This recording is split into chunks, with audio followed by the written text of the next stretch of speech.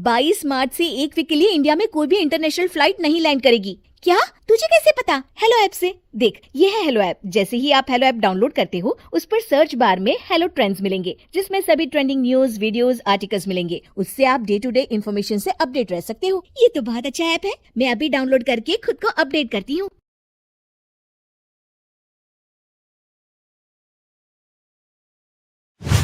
सुगंधा और उसकी सास कांता के बीच एक अजीब सी जंग रहती थी। ये जंग थी किचन में कौन ज्यादा अच्छा काम करेगा और घर के सदस्यों के दिल जीतेगा। और उनकी इस जंग में हमेशा कुर्बान होते थे उनके दोनों पति। कैसे? आइए देखते हैं इस किचन पॉलिटिक्स की कहानी में। एक दिन किचन में, माँ जी, आज मैं बना रही हूँ मेथी की सब्जी। इस खाने से घर वालों के पेट की सारी समस्या खत्म हो जाएगी। और मैं बना रही हूँ तड़के वाली छाछ, जिसे पीते ही गैस की समस्या कभी नहीं होगी। दोनों अपने अपने खाने को लेकर टेबल पर पहुंच जाती हैं। तभी सुगंधा के ससुर उसकी बनाई सब्जी की तारीफ कर देते हैं। अरे वाह, मेथी की सब्जी भी बनी है, बड़ी ही स्वादिष्ट है। वाह बहू वाह। अरे बहू, लेकिन इसमें इतनी सारी मेथी बर्बाद करने की क्या जरूरत थी? देखिए माँ जी, ये तो वो मेथी है जो आप रात में भिगोकर सुबह उसका पानी पीती हैं, और जो मेथी फेंक देती हैं, उसी से मैंने ये सब्जी बनाई है। अरे वाह बहू, तुमने तो बड़ा ही समझदारी का काम किया। बस अब क्या था। कांता जी का तो मानो ये सुनकर खून ही सूख गया। वो फैसला कर लेती है कि किसी भी तरह वो अपने खाने की तारीफ लेकर ही रहेगी और सुगंधा को किचन में उसकी कमियां गिनाएगी। कांता फ्रिज खोलकर देख रही होती है और फिर सुगंधा से कहती है, अरे बहू, ये क्या, पूरा फ्रिज गंदा पड़ा है। तभी वहाँ सुगंधा का पति आ जाता है। वो सुगंधा को डांट कर कहता है, सुगंधा, तुम्हें कितनी बार कह रखा है कि वायरस फैल रहा है, साफ सफाई का पूरा ख्याल रखना है, लेकिन तुम किचन में इतनी गंदगी रखोगी तो कैसे चलेगा। सुगंधा सास की तरफ देखती है, जहाँ वो मुस्कुरा रही होती है। सुगंधा समझ जाती है कि सास ने उससे बदला लेने के लिए ये सब किया है। दोनों रात के खाने की तैयारी में लग जाती हैं। दोनों ना एक दूसरे की तरफ देखती हैं और ना ही एक दूसरे से बातें करती हैं। रात को खाने की टेबल पर एक एक कर दोनों कई तरह के अलग अलग व्यंजन टेबल पर लगा देती हैं और अपने अपने पति के पास जाकर खड़ी हो जाती हैं। अरे खाइए जी खाइए, मैंने बड़ी मेहनत से बनाया है।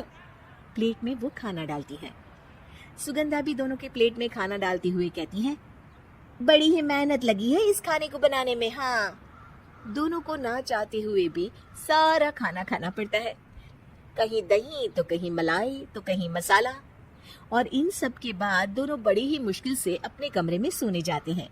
लेकिन अगली सुबह सुगंधा का पति चिल्ला रहा होता है, हाय रे, हाय मेरा तो पेट खराब हो गया, हाय माँ बहुत दर्द हो रहा है। तो वहीं कांता के कमरे से भी कुछ ऐसी ही आवाज आने लगती है।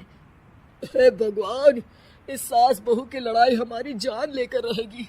जाओ कोई डॉक्टर को बुला कर लाओ। डॉक्टर आते हैं। दोनों को देखकर कांता और सुगंधा से कहती है, देखिए, आप दोनों इन्हें खाने में हल्का ही दीजिएगा।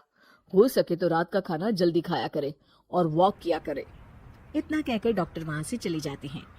जिसके बाद एक बार फिर से दोनों बहुएं किचन में जाती हैं और खाना बनाने में लग जाती हैं।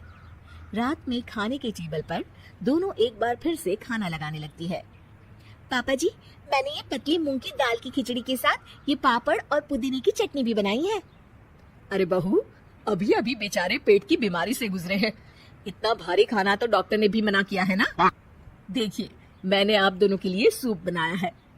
और दोनों उन लोगों की प्लेट में खाना डालने लगती है।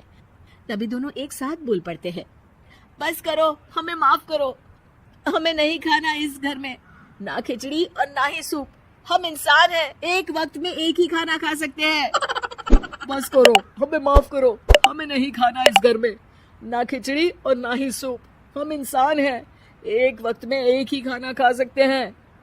इतना कहकर वो दोनों वहां से चले जाते हैं। कहानी का अंत। आप लोग उम्मीद कर रहे होंगे कि अंत में सब ठीक हो जाएगा।